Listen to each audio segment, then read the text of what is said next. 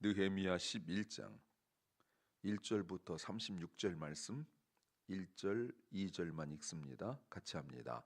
백성의 두목들은 예루살렘에 머물렀고 그 남은 백성은 제비 뽑아 10분의 1은 거룩한 성 예루살렘에 와서 거하게 하고 그 9분은 다른 성읍에 거하게 하였으며 무릇 예루살렘에 거하기를 자원하는 자는 백성들이 위하여 복을 빌었느니라. 아멘. 11장과 12장은 예루살렘에서 지내야 되는 그 사람들에 관한 내용입니다. 제사장들, 레위인들, 그리고 사람들을 제비 뽑아서 예루살렘에 이사 가도록 했습니다. 그리고 그들의 명단이 나오죠. 하나님께서 그들의 이름을 기록하시면서 이들을 예루살렘에 왜 사는지를 말씀하시는데, 사실 전체적으로 보면 단 한 가지입니다. 예루살렘 성을 방어하기 위한 거라고 볼 수 있습니다. 오늘 11장은 예루살렘에 더 많은 사람들이 살아야 되는데 그걸 어떻게 해결하는가, 그 해결 방법입니다. 전체 인구 중에 10분의 1을 제비 뽑아 여기에 거하게 했지만, 그러나 사람 수가 부족하여서 또 자원하는 사람들을 받기도 하고 좀 그렇습니다. 그 나머지 사람들은 예루살렘 주변으로 이렇게 흩어져서 살게 합니다. 오늘 설교 제목은 새로운 시작은 기회와 헌신으로 채워진다. 새로운 시작은 기회와 헌신으로 채워진다. New beginnings are filled with opportunities and commitment. New beginnings are filled with opportunities and commitments. 새로운 시작을 늘 하고 싶어 하지만 대부분의 사람들이 의욕은 넘치고 의지도 있고 계획도 있지만, 그러나 기회라는 것, 그리고 헌신으로 이루어진다는 것을 잘 알지 못합니다. 그래서 마음만 먹으면 되는 것으로 착각하는데 그 이상이라는 것을 알아야 됩니다. 무엇을 알아야 될까요? 첫째는 축복이 시작되기 때문이다. 왜 새로운 시작이 기회와 헌신으로 이루어지는가? 바로 축복이 시작되기 때문이다는 겁니다. Because this is where blessing begins. Because this is where blessing begins. 예루살렘의 1절 보시면 예루살렘에 거하는 사람들을 뽑습니다. 또 2절에서 자원하는 사람들 합니다. 근데 이게 그 배경을 좀 우리가 알아야 되죠. 예전에는요, 나라가 망하기 전에는 예루살렘에 산다는 것은 특권 중에 특권이었습니다. 그러니까 아무나 예루살렘 사는 것 아니에요. 그때는 마음 먹어서 지금처럼 내가 거기 이사 가고 이럴 때가 아닙니다. 신분 사회로 되어 있고, 그리고 예루살렘에 살 수 있는 사람들은 왕족 중에서도 너무 가까운 왕족은 안 되죠. 왜냐하면 반란 일어나고 이러니까 좀 멀리 나가야 되고요.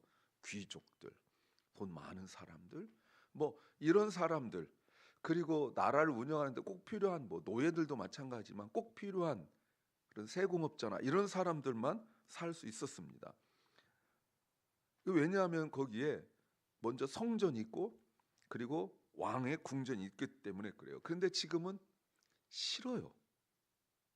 그래서 제비를 뽑아야 돼요. 자, 근데 왜냐하면 7장 4절 말씀에서도 보셨지만 살고 있는 사람들이 너무 적었다라고 말합니다. 그런데 하나님께서 스가랴 선지자를 통하여 8장 4절 5절에 뭐라고 예언하셨냐면 이 성에 사람들이 가득 찰 것이다 라고 예언하셨어요. 근데 예언이 이루어지질 않는 거예요. 스가랴 때 예언하셨는데 아직 이루어지지 않고 있는 상황이에요. 근데 사람이 적으면 큰 어려움이 몇 가지 생깁니다. 여러분, 가장 큰 어려움이 뭘 것 같아요? 왜 우리가 자꾸 큰 도시로 모입니까? 돈 때문에 그렇잖아요. 장사, 먹고 사는 것 때문에 그렇잖아요. 시골보다 똑같은 노력에 도시에 살면 그래요. 그러니까 예루살렘이 텅 비었기 때문에 사람들이 오지 않으려 해요. 두 번째는 뭐죠? 자녀 교육이잖아요. 유대인들 자녀 교육은 굉장하지 않습니까? 자녀 교육 때문에 어려워요. 그런데 또 어려움이 있습니다. 시설이 잘 갖춰지지 않은 그런 어려움이 있죠.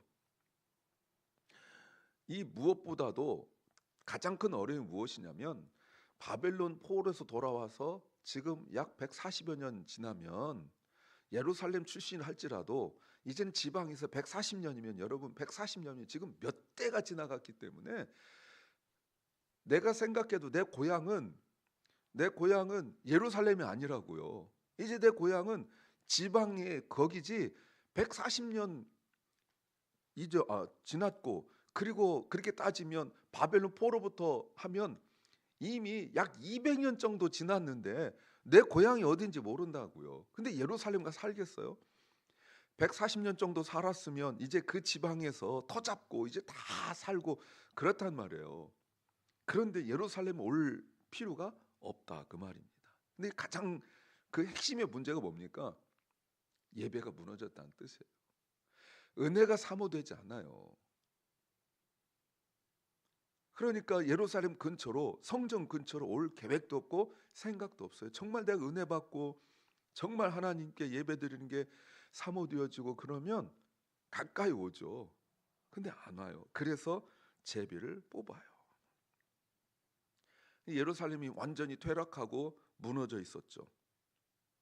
근데 1절에 보니까 백성의 리더들은 예루살렘에 머물렀고, 이게 머물렀다란 말이 자발적으로란 뜻이에요. 자발적으로. 이게 지도자예요. 이게 지도자라고요.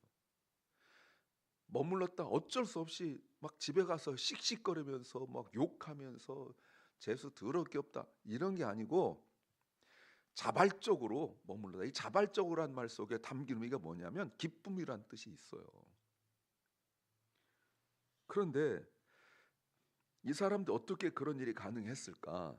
바로 10장의 결단 때문에 그렇잖아요. 10장에서 그들이 결단했잖아요. 하나님의 말씀대로 살 것을 결단했다고요. 즉 신앙의 회복이 일어난 거예요. 그러니까 리더들이 먼저 결단했어요. 환경이 아니라 하나님의 뜻. 그리고 나머지가 제비 뽑은 거예요. 그리고 나머지가 인군의 10분의 1이에요.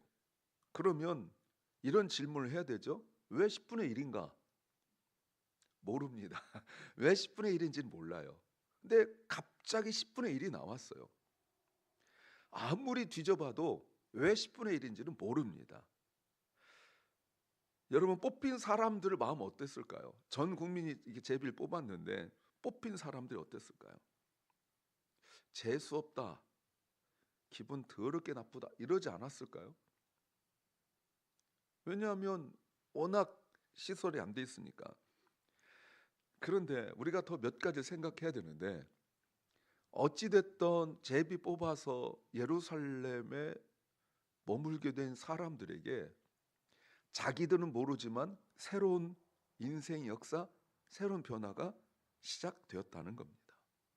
어쩔 수 없이 뽑혔지만 이 어쩔 수 없이 뽑혀서 집에 돌아가서 자기 아내한테 이렇게 말하지 않았을까요? 오늘 제비 뽑았는데 예루살렘으로 가서 살게 되었어요. 이렇게 말했을 때 아내가 아멘 할렐루야 할 수 있는 아내가 몇 명이나 있겠어요? 애들은요? 우리 사업은요? 이 집은요? 뭐 한두 가지가 아니잖아요. 그래서 억지로 오게 됐는데 여러분 이 예루살렘이 어떤 성인지 또 이들의 이름이 밑에 보시면 쭉 기록되어 있어요. 무슨 대단한 일을 한 것도 아닙니다. 여러분 잘 생각하셔야 돼요. 이 사람들이 무슨 뭐 대단한 일을 한 것도 아닌데 예루살렘 성, 제가 계속 말씀드리지만 하나님께서 내 이름을 위하여 한 곳을 정하리니 하셨던 그 신명기 12장의 그 약속의 성, 이 성, 이 성에 와서 어쩔 수 없이 제비 뽑아 살게 된 사람들을 하나님께서 명단을 작성하세요. 어마어마한 일이죠. 여러분 이것이 그들의 인생에 원하지 않는 일이었음에도 불구하고 그들에게 예상하지 못한 축복이 시작되었다는 겁니다. 저는 그래서 이렇게 적용하길 원해요. 예배에 참석하는 헌신하는 10분의 1명이 되길 소망합니다.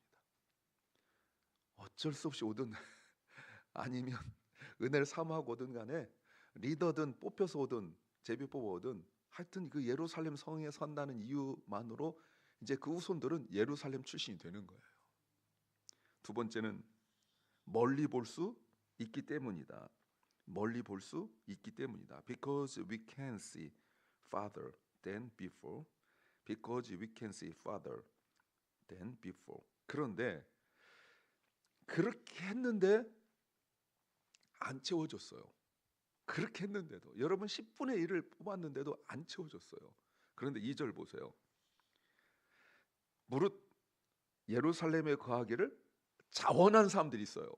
리더가 아닌데 제비 안 뽑혔는데 그러니까 10분의 1을 제비 뽑았는데 사람이 부족하죠. 그러니까 더 이상 제비를 뽑지 않고 다른 방법 사용하지 않아요. 그러니까 이 순간 모든 게 정체돼 버린 거예요. 할 수 있는 방법이 없잖아요. 그런데 갑자기 움직이는 사람들이 있어요. 자원하는 사람들이라고 말하고 있어요. 그러면 1절과 2절 사이는 많은 시간이 흘렀을 거예요. 그 자리 직접이 아니라 왜냐면 전 국민이 움직이는 거니까 많은 시간이 흘렀을 거예요. 그런데 그때 하나님께서 그 마음에 감동을 주셨는지 움직이는 사람들이 있어요. 몇 명인지 몰라요. 몇 명인지 모르는데 이들이 움직이고 있는 사람들이 있어요. 지금 이 사람들이 2절에 자원한다는 단어가 1절의 백성의 리더들, 지도자들과 같이 자원한 마음이에요. 다시 말씀드리지만 옛날에 예루살렘 산다는 것은 아무나 사는 것이 아니고 특권 중에 특권이었고 나라가 적에 의하여 침략을 당할 때도 마지막까지 왕이 보호하는 그 성이었다고요. 그 전에 그렇게 살고 싶어도 살지 못하던 성이 바로 예루살렘 성이었었어요. 그런데 그 기회가 된 거죠. 그래서 그 후손들은 이제 계속 예루살렘에 살게 된 거예요. 사랑하는 여러분, 내가 부모로서 내가 조상으로서 후손에게 이런 것도 유산으로 남기길 원합니다. 우리 미국으로 이민 오신 분들은 뭐 그런 거 있잖아요. 와서 살다 보니 그 자녀들은 이제 미국에 살게 되는 이런 게 이제 몇 대가 계속 할지는 모르지만 이런 일이 이게 되어지는 거 아닙니까? 사실 그때 어떤 기회를 보고 온 거였잖아요. 그런데 이분들이 2절에서 어떤 걸 보았는지 모르지만 여러분 이들이 누릴 축복, 아까 말씀 그 축복 그것을 붙잡게 된 거예요. 이들에게 기쁜 마음이 있었다는 겁니다. 기쁜 마음으로 가겠다는 거예요. 1절에서 제비 뽑힌 사람들 중에 아까 말씀드렸던 것처럼 썩 기쁜 마음이 아닐 수도 있죠. 그런데 2절에 있는 사람들은 제비를 뽑을 때 뽑히진 않았는데 이들은 기쁜 마음으로 자원하는 마음이 있었을 거예요. 그렇다면 여러분 자원한단 말이 기쁜 마음이라고 그랬으니까 이들이 제비 안 뽑혔을 때 아까 제비 뽑았을 때 집에 가서 아내한테 나 제비 뽑았어 라고 했을 때 이거는요 이렇게 했겠지만 내가 자원하여 예루살렘 가야겠다라고 말할 때 아내하고 얘기했을 때 여러분 그때 동일한 환경 속에 있었음에도 불구하고 여러분 태도와 그리고 자세가 다르죠. 여러분 얼마나 놀라운 일이 벌어졌어요. 자, 그런데 두 가지를 보셔야 돼요. 하나는 2절 하반절에 백성들이 위하여 복을 빌었다. 여러분 잘 보이십니까? 이제서야 백성들이 그들에게 복을 빌었다라는 말이 나와요. 왜 복을 빌었을까요? 살기 어려우니까 복을 비는 거죠. 부럽진 않아요. 왜 부럽겠어요? 하나도 안 부러운데 이 사람들이 한두 명도 아니고 때를 이루어 가지고 우린 예루살렘에 살 거야 이랬을 때 옆에서 bless you 한 거예요. 왜냐하면 노력까지 못 사는 곳이기 때문에 하나님의 축복이 있어야 되는데 여러분 그 축복대로 이루어진 줄로 믿습니다. 어마어마한 일이죠. 그리고 또 하나 여러분 이걸 좀 보셨으면 좋겠어요. 1절에서 그냥 쓱 지나갔는데 백성의 두목들은 예루살렘에 머물렀고 그 남은 백성은 제비 뽑아 10분의 1은 그 다음에 뭐라고요? 그냥 예루살렘에도 아는데 뭐라고 나왔냐면 거룩한 성, 또 홀리 시티, 거룩한 성이라고 나왔어요. 이게 하나님께서 지어주신 이름이에요. 그러면 제가 요 근래 계속 말씀드리지만 예루살렘을 거룩한 성이라고 말했던 것이 앞으로 한번 뒤로 한번 가 보세요. 학개, 스가랴, 뭐 에스라, 지금 느헤미야인데 느헤미야 오늘 10장까지 오는 동안 역대하 한 번도 안 나왔단 말이에요.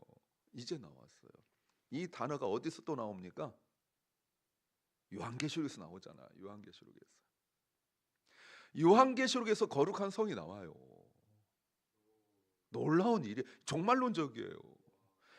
근데 거룩한 성을 못 보는 거예요. 사람들이 제비 뽑았어. 어디? 예루살렘. 거기를 하나님께서 거룩한 성이라고 하셨는데 그걸 못 보고 예루살렘 환경만 보니까 내가 정말 이게 재수 없다 이런 생각을 하게 되는 거예요. 그런데 그 이절에 있는 사람들은 거룩한 성을 본 거예요. 멀리 본 거죠. 어디까지 본 거예요?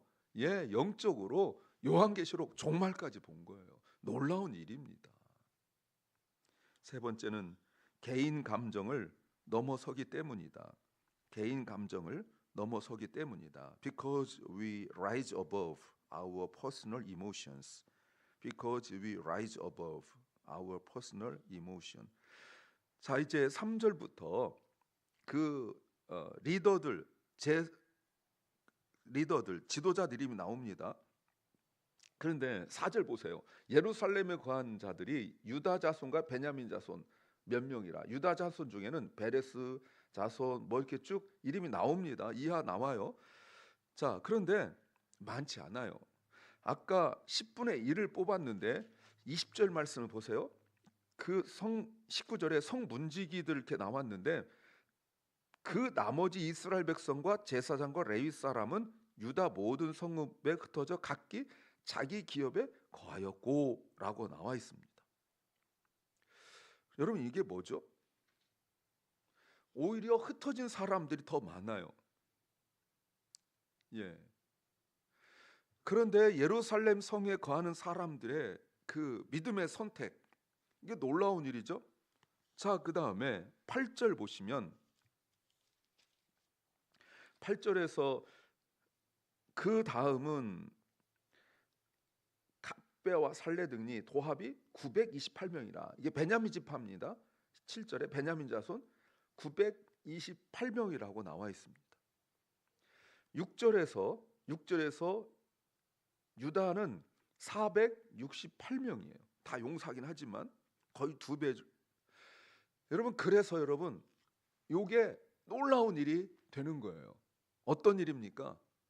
원래 예루살렘 성은 그 주류가 누구죠? 유다입니까? 베냐민입니까? 유다잖아요. 유다. 왜? 다윗의 후손이니까. 그런데 여러분 이제부터 베냐민이 주류가 돼요. 2배 인구가 되니까.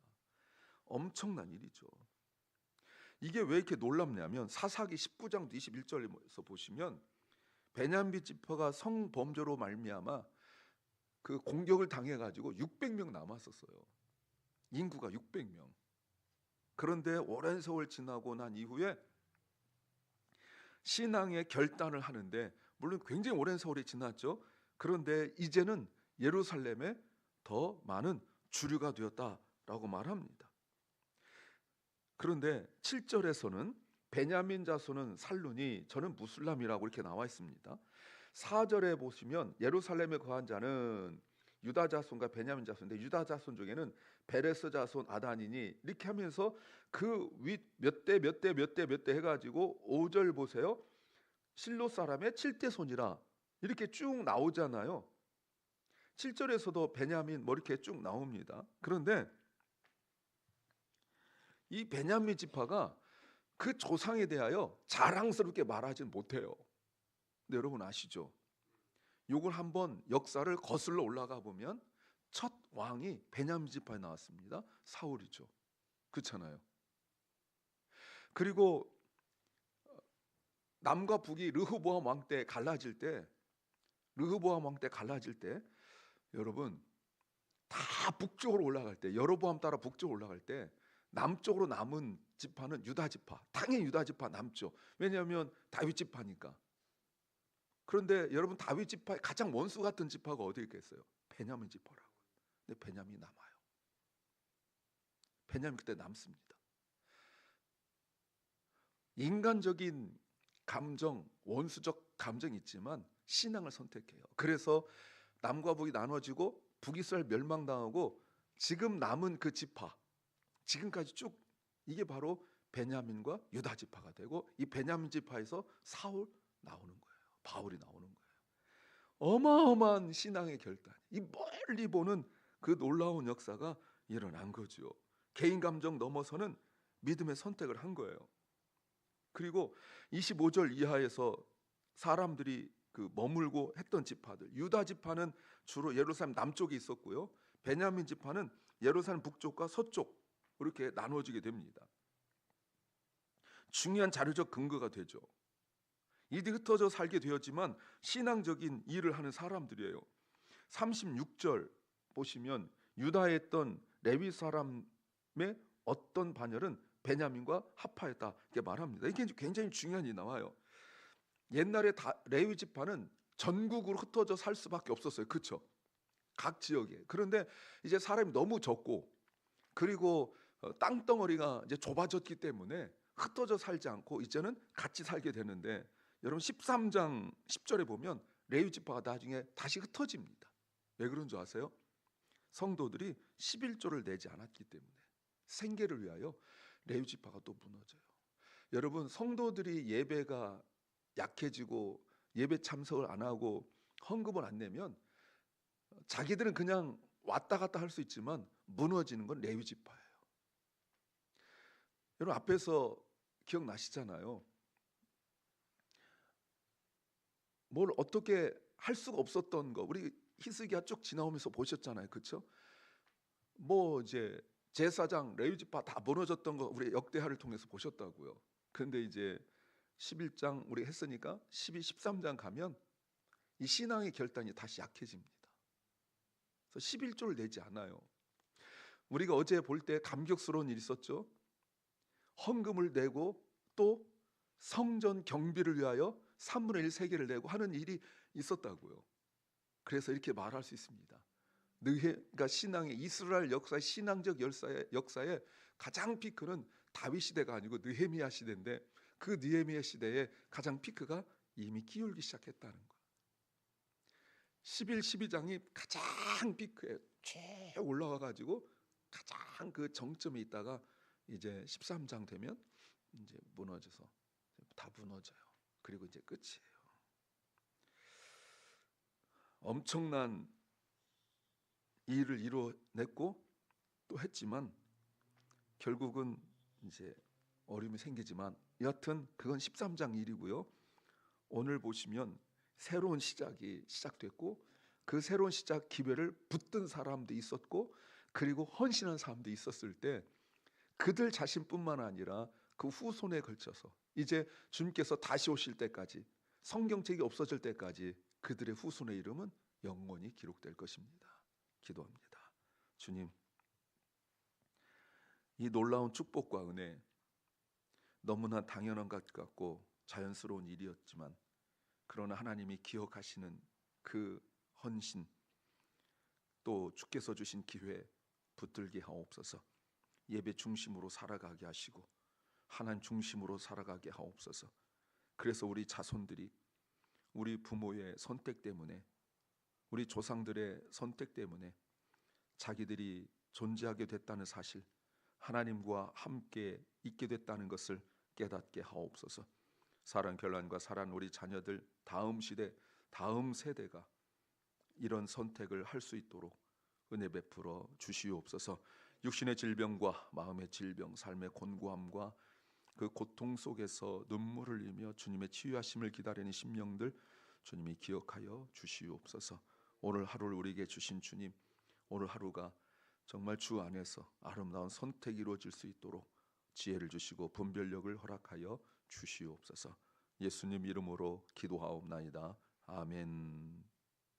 하늘에 계신 우리 아버지여, 이름이 거룩히 여김을 받으시오며 나라의 마옵시며 뜻이 하늘에서 이룬 것 같이 땅에서도 이루어지이다.